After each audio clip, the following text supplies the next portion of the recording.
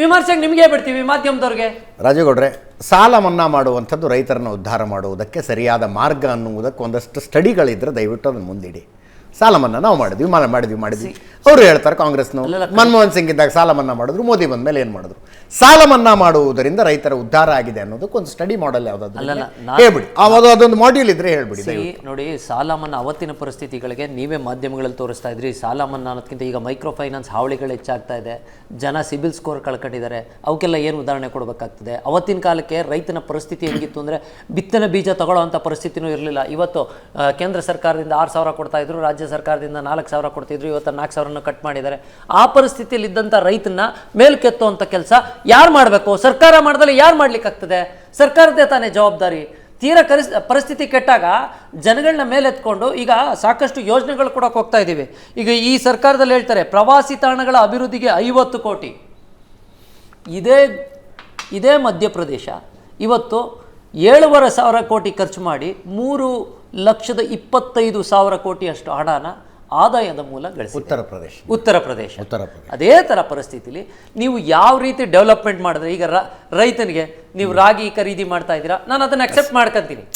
ಇಂಥ ಯೋಜನೆಗಳಿಂದ ನಾವು ಮಾತಾಡ್ಬೇಕಾಗ್ತದೆ. ಪ್ರಶಾಂತ್, ಅಂದರೆ ಸಾರಾಜಿ ಹೆಲಿಕಾಪ್ಟರ್ ಮನಿ ಅನ್ನೋ ಒಂದು ಟರ್ಮ್ ಏನು ಅವಾಗ ಬಳಕೆಗೆ ಬಂತಲ್ಲ, ಆ ಟರ್ಮ್ನಿಂದ ಉದ್ಧಾರ ಆಗೋದಕ್ಕೆ ಸಾಧ್ಯ ಇಲ್ಲ. ಒಂದಲ್ಲ ಒಂದು ಸಲ ದಿವಾಳಿ ಕಡೆ ಹೋಗುವುದೇ. ಇದನ್ನು ಎಲ್ಲ ರಾಜಕೀಯ ಪಕ್ಷಗಳು ಅಕ್ಸೆಪ್ಟ್ ಮಾಡ್ಕೊಳ್ಳೋದಕ್ಕೆ ಇನ್ನೊಂದು 5 ವರ್ಷನೋ 10 ವರ್ಷನೋ ಹೋಗುತ್ತೆ.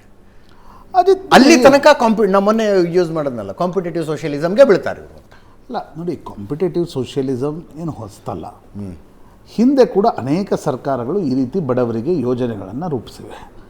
ಆದರೆ ಪ್ರಮಾಣ ಎಷ್ಟು ಅಂತಕ್ಕಂಥದ್ದು ಮೂಲಭೂತವಾಗಿರ್ತಕ್ಕಂಥ ಪ್ರಶ್ನೆ. Not at the cost of capital capex or not at the cost of infrastructure development. ನೀವು ಯಾವುದೇ ಒಂದು ಸರ್ಕಾರ ನೋಡ್ರಿ, ಉಳ್ಳವರಿಂದ ಟ್ಯಾಕ್ಸನ್ನು ಖರೀದಿ ಮಾಡಬೇಕು, ಬಡವರಿಗೆ ಕೊಡಬೇಕು.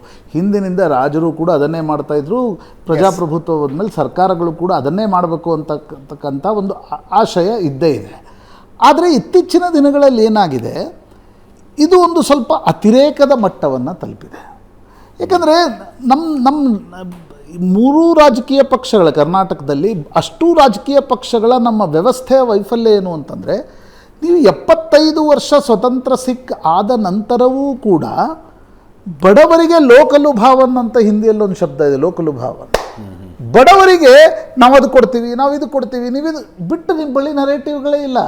ನಾವು ಒಳ್ಳೆ ಆಡಳಿತವನ್ನು ಕೊಡ್ತೀವಿ, ನಾವು ಭ್ರಷ್ಟಾಚಾರ ರಹಿತ ಆಡಳಿತವನ್ನು ಕೊಡ್ತೀವಿ, ನಿಮ್ಮ ಬಳಿ ಬೇರೆ ನರೇಟಿವ್ಗಳಿಲ್ಲ. ಒಂದೋ ಜಾತಿ ಧರ್ಮ, ನಿಮ್ಗೊಂದು ರೆಡಿಮೇಡಾಗಿ ಸಿಗ್ತಕ್ಕಂಥ ಅಸ್ತ್ರಗಳು. ಅದು ಬಿಟ್ಟರೆ ಈಗ ಜಾತಿ ಧರ್ಮವೂ ಕೂಡ ಏನಾಗಿದೆ, ಅದು ಲೆವೆಲೈಸರ್ ಆಗಿಬಿಟ್ಟಿದೆ. ಅವ್ರ ಕಡೆನೂ ಜಾತಿ ಇದೆ, ಇವ್ರ ಕಡೆನೂ ಜಾತಿ ಇದೆ, ಅವ್ರ ಕಡೆನೂ ಧರ್ಮದ ಅಸ್ತ್ರ ಇದೆ, ಇವ್ರ ಕಡೆ. ಈಗ ಹೊಸದೇನಾದರೂ ಕೊಡಬೇಕು ಅಂತಂದಾಗ ಈ ರೀತಿಯ ಗ್ಯಾರಂಟಿ ಯೋಜನೆಗಳನ್ನು ಹುಡುಕ್ತಾರಲಾಯ್ತು. ಬಟ್ ಈಗ ಗ್ರೀಸಲ್ಲೇನಾಯಿತು, ಶ್ರೀಲಂಕಾದಲ್ಲೇನಾಯಿತು, ವೆನಿಜುವೆಲಾದಲ್ಲೇನಾಯಿತು, ಸರಿ ಅವು ಸಣ್ಣ ಸಣ್ಣ ದೇಶಗಳಿರ್ಬೋದು. ಭಾರತದ ಆರ್ಥಿಕ ಸ್ಥಿತಿಗತಿಗೆ ಹೋಲಿಸಿದ್ರೆ ಅವೆಲ್ಲ ಸಣ್ಣ ಸಣ್ಣ ದೇಶಗಳು. ಶ್ರೀಲಂಕಾ ಕಂಪೇರ್ ಮಾಡಿದರೆ ನೀವು ಭಾಳ ಸಣ್ಣ ದೇಶ ಅಂತ ಹೇಳ್ಬೋದು. ಹಿಮಾಚಲಕ್ಕೆ ಕಂಪೇರ್ ಮಾಡಿದರೆ ಕರ್ನಾಟಕ ಭಾಳ ದೊಡ್ಡದು. ಹೀಗಾಗಿ ಹಿಮಾಚಲ ಪ್ರದೇಶವನ್ನು ಗಣನೆಗೆ ಬೇಕಾ ಬೇಡವಾ ಅಂತಕ್ಕಂಥದ್ರ ಬಗ್ಗೆ ಅನೇಕ ಚರ್ಚೆಗಳನ್ನು ನಡೆಸ್ಬೋದು. ಆದರೆ ಮಾಡೆಲ್ ಏನಿದೆ ಅಲ್ವಾ, ಈಗ ಮೊನ್ನೆ ಕರೋನಾ ಸಂದರ್ಭದಲ್ಲಿ ನಿಮ್ಗೆ ಅಮೇರಿಕ ಮತ್ತು ಯುರೋಪ್ ದೇಶಗಳು ಏನು ಮಾಡಿದ್ವು? ಇಲ್ಲ, ಅಕೌಂಟಿಗೆ ದುಡ್ಡು ಹಾಕೋದು, ಅಕೌಂಟಿಗೆ ದುಡ್ಡು ನೋಟ್ ಪ್ರಿಂಟ್ ಮಾಡಿ ಕೊಟ್ಟರು. ನೋಟ್ ಪ್ರಿಂಟ್ ಮಾಡಿ ಕೊಟ್ಟರು. ಭಾರತದಲ್ಲೂ ಕೂಡ ಗರೀಬ್ ಕಲ್ಯಾಣ ಯೋಜನೆಯನ್ನು ಜಾರಿಗೆ ತಂದರೂ ಕೂಡ ನಾವು ಕೇಂದ್ರ ಮತ್ತು ರಾಜ್ಯ ಸರ್ಕಾರಗಳು ಈಗ ಫಿಸ್ಕಲ್ ಡೆಫಿಸಿಟನ್ನು ಅದರ ಲಿಮಿಟಲ್ಲಿ ತರುವಂಥ ಒಂದು ಪ್ರಯತ್ನ ಭಾರತದಲ್ಲಿ ಆಗ್ತಾ ಇದೆ. ಬಟ್ ಯುರೋಪ್ ಮತ್ತು ಅಮೆರಿಕಾದಲ್ಲಿ ಇವತ್ತಿನ ಏನು ಸ್ಲೋ ಡೌನ್ ಇದೆ, ಅದಕ್ಕೆ ಬಹುಮುಖ್ಯ ಕಾರಣ ಕೊರೋನಾ ಸಂದರ್ಭದಲ್ಲಿ ತೆಗೆದುಕೊಂಡಿರ್ತಕ್ಕಂಥ ಆರ್ಥಿಕ ಯೋಜನೆಗಳು. ಹೀಗೆ ನನಗನ್ಸುತ್ತೆ ರೇವಂತ್ ರೆಡ್ಡಿ ಅವರ ಮಾತುಗಳನ್ನು ಎಲ್ಲ ರಾಜಕೀಯ ಪಕ್ಷಗಳು ಫೇಸ್ ವ್ಯಾಲ್ಯೂ ಮೇಲೆ ತಗೋ. ಈಗ ಅಶೋಕ್ ಗೌಡ್ರು ಹೇಳಿದರು, ಇಲ್ರಿ ನಮ್ಮ ರಾಜ್ಯಗಳು ಏನಾಗಲ್ಲ. ಹಾಗೇನಿಲ್ಲಪ್ಪ. ಹೌದು, ಕಾಂಗ್ರೆಸ್ನ ರಾಜ್ಯಗಳಿಗೆ ಸಮಸ್ಯೆ ಆಗ್ತಾ ಇದ್ರೆ ನಿಮಗೆ BJP ರಾಜ್ಯಗಳಿಗೆ ಸಮಸ್ಯೆ ಆಗಲ್ಲ ಅಂತ BJP ರಾಜ್ಯಗಳು ಬೇರೆ ಅಂತನಾ? ಯಾವುದೇ ನೀವು ಆರ್ಥಿಕ ಆಮೇಲೆ ಇವತ್ತೇನಿದೆ, ಬಲಪಂಥೀಯ ಪಕ್ಷಗಳ ಆರ್ಥಿಕ ನೀತಿಗಳು ಕೂಡ ಎಡನೇ ಇವೆ.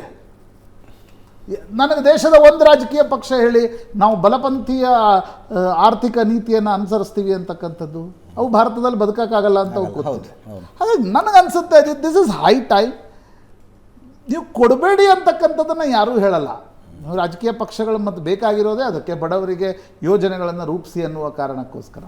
ಆದರೆ ಬೇಕಾಬಿಟ್ಟಿಯಾಗಿ ಕೊಡೋದು, ನಾವು ಅಂದರೆ 2 ವರ್ಷದಿಂದ ಇದನ್ನು ಚರ್ಚೆ ಮಾಡಿ ನಾನು 10 ಸಲ ಹೇಳಿದ್ದೀನಿ ಇದನ್ನು. ಕಂಠ ಶೋಷಣೆ ಆಗಿದೆ ಹೊರತು. ಹಾಂ, ಮರ್ಸಿಡೀಸ್ ಬೆನ್ನಲ್ಲಿ ಒಬ್ಬ ಮಹಿಳೆ ಬಂದು ಇಳಿತಾಳೆ, ಅವಳು ಬಸ್ ಹತ್ತಾಳೆ, ಫ್ರೀ ಆಗಂತ ಅವಳಿಗೆ. ನಾನು ಮೊನ್ನೆ ಬೆಳಂದೂರ್ಗೆ ಹೋಗಿದ್ದೆ ಅಜ್ಜಿ. ಈ ನಾ ಇಂಜಿನಿಯರಿಂಗ್ ಬ್ಯಾಕ್ಗ್ರೌಂಡ್ ಬಂದಿರೋದ್ರಿಂದ ನನ್ನ ಗೆಳೆಯರೆಲ್ಲ ಈ ದೊಡ್ಡ ದೊಡ್ಡ ಫ್ಲ್ಯಾಟ್ಗಳಲ್ಲಿ ಇರ್ತಾರಲ್ಲ, ನಾನು ಕೇಳ್ತಾ ಇದ್ದೆ ಎಷ್ಟು ಕರೆಂಟ್ ಬಿಲ್ ತುಂಬ್ತಿರೋಂತ. ಒಬ್ಬನು ಕರೆಂಟ್ ಬಿಲ್ ತುಂಬಲ್ಲ, ಒಬ್ಬ ವ್ಯಕ್ತಿನೂ ಅದರಲ್ಲಿ ಕರೆಂಟ್ ಬಿಲ್ ತುಂಬಲ್ಲ. ಯಾಕೆ? ಗೃಹ ಜ್ಯೋತಿ ಇದೆ ಅನ್ನೋ ಕಾರಣಕ್ಕೆ. ಅಂದರೆ ಈ 2 ಕೋಟಿ 3 ಕೋಟಿ ಕೊಟ್ಟು ಮನೆ ತಗೊಂಡಿದ್ದಾರೆ. ಹಾಂ, 3 ಕೋಟಿ 3.5 ಕೋಟಿ ರೋ ವಿಲಾ ತೊಗೊಂಡಿದ್ದಾರೆ ರೀ. ಆದ್ರೂ ಅವ್ರ ಕರೆಂಟ್ ಬಿಲ್ ಆದ್ರೂ ಕರೆಂಟ್ ಬಿಲ್ 200 ಯೂನಿಟ್ ಒಳಗೆ ಬರುತ್ತೆ, ಅದು ಅಡ್ಡಿ ಇಲ್ಲ. ಸಂಬಳ ಎಷ್ಟು ಕಟ್ತಾ ಇದ್ದಾರೆ ಹಳ್ಳಿ ಮನೆ ತರ ದೊಡ್ಡ ದೊಡ್ಡ ಮನೆಗಳಿರಲ್ಲ, ಅವು ಚಿಕ್ಕ ಚಿಕ್ಕ ಮನೆಗಳೇ ಇರ್ತವೆ, ಡಬಲ್ ಬೆಡ್ರೂಮು, 3 ಬೆಡ್ರೂಮು, ಅಷ್ಟರೊಳಗಡೆ ಬರುತ್ತದು. ತೆಗೆದುಕೊಳ್ಳೋರ್ಗೂ ನನಗೆ ತೆಗೆದುಕೊಳ್ಳೋರ್ಗೂ ಬೈಬೇಕು, ಕೊಡೋರ್ಗೂ ಬೈಬೇಕು. ಇದಷ್ಟೇ. ಈ ನಮಗೆಲ್ಲ ಮನ್ಸಿಗೆ ಹಿಂಸೆ ಅನ್ಸುತ್ತೆ. ನಾವು ಗೃಹ ಜೊತೆಗೆ ಅಪ್ಲಿಕೇಶನ್ ಹಾಕ್ಬೇಕಾ ಅಂತಿಲ್ಲ, ಬೇಡಪ್ಪ, ದೇವ್ರು ಶಕ್ತಿ ಕೊಟ್ಟಿದ್ದಾರೆ, ಬಿಲ್ ಕಟ್ಟೋಣ ಅಂತ ಅನ್ಸುತ್ತೆ ನಮಗೆ. ಬಟ್ ತಗೊಳ್ಳೋರು ತಗೊಳ್ತಾರೆ.